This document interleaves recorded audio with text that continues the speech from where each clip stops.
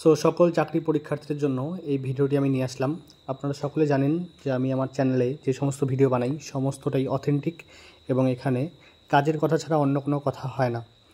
তো আপনারা দেখতেই পাচ্ছেন এখানে যা লেখা আছে যে রিজন ওয়াইজ যে ডিস্ট্রিক্টগুলো পড়বে তার সমস্ত আমি এখানে আলোচনা করব, কোন কোন ডিস্ট্রিক্ট কোন কোন রিজনে পড়ছে অ্যাকর্ডিং টু এসএসসি এবং কোন রিজন চুজ করলে আপনি নিশ্চিত চাকরি পেতে চলেছেন।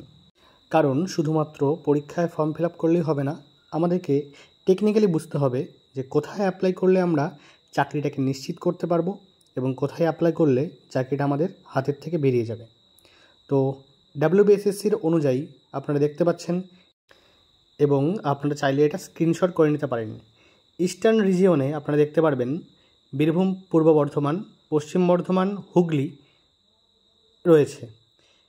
আপনি যদি ভালো করে লক্ষ্য করুন যে নর্দার্ন যে রিজনটা রয়েছে সেখানে কিন্তু প্রচুর পরিমাণে ডিস্ট্রিক্ট রয়েছে, অর্থাৎ এখানে যদি আপনি অ্যাপ্লাই করেন তো এখানে চাকরি পাওয়ার চান্সটা কিন্তু প্রচণ্ড কম।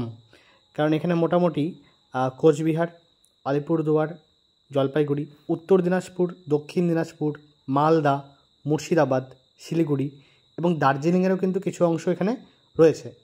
তো আমি পার্সোনালি আপনাদেরকে বলবো, আপনারা যদি চাকরিটাকে নিশ্চিত করতে চান আপনারা নর্দার্ন রিজিয়নকে কিন্তু কোনো মতেই চুজ করবেন না।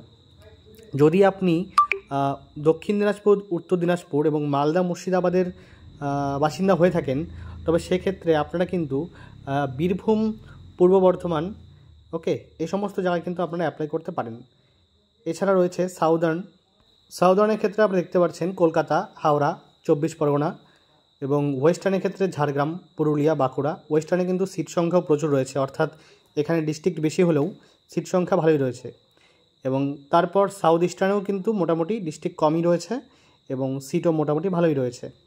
তো এক্ষেত্রে আপনাদের কাছে একটাই পরামর্শ আমার, আপনারা কিন্তু নর্দার্ন রিজিয়নে যদি অ্যাপ্লাই করেন তাহলে কিন্তু কিছুটা অস্বস্তিকর পরিস্থিতির মধ্যে পড়তে পারেন।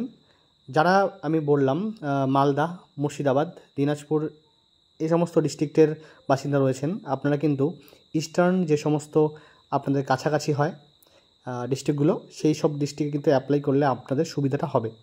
কারণ এক্ষেত্রে নর্দার্ন রিজিয়নে মোটামুটি 8টা থেকে 9টা ডিস্ট্রিক্ট কিন্তু অ্যাড হয়ে গিয়েছে, যেখানে কিন্তু সাউথ ইস্টার্নে মোটামুটি 2 থেকে 3টা ডিস্ট্রিক্ট রয়েছে। তো বুঝতেই পারছেন কম্পিটিশনটা কোথায় গিয়ে দাঁড়াতে চলেছে।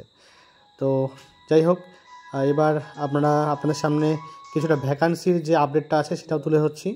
আপনারা দেখতে পাচ্ছেন এই ভ্যাকান্সিটা আশা করি আপনাদের সকলের কাছে আছে, তাই আর এটা নিয়ে ডিটেলস আলোচনা করলাম না। দেখতেই পাচ্ছেন।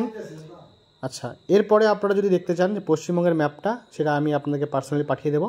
ওকে, ধন্যবাদ।